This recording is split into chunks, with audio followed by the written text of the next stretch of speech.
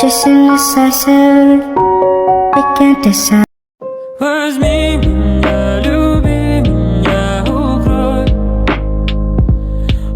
Để sửa mũi 10 lần tốn rất là nhiều tiền, tốn tổng cộng khoảng số tiền là 2,5 tỷ. Về tới bây giờ không có dám đi đâu hết, cứ ở nhà. Từ ngày cái mũi hư tới giờ là không có đi làm luôn. Vừa tốn kém mà vừa không có thu nhập. Giờ là đang có mong muốn thì bác sĩ cũng đã nhìn thấy là bác sĩ phải nói là bác sĩ tội nghiệp. Rồi thành ra bác sĩ không có, bác sĩ nói là hỗ trợ 100%. She's indecisive, I can't decide. She keeps on looking from left to right.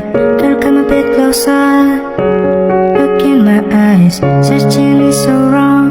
I missed you, seem like the time to love and believe him and disappear right after this song. So give me that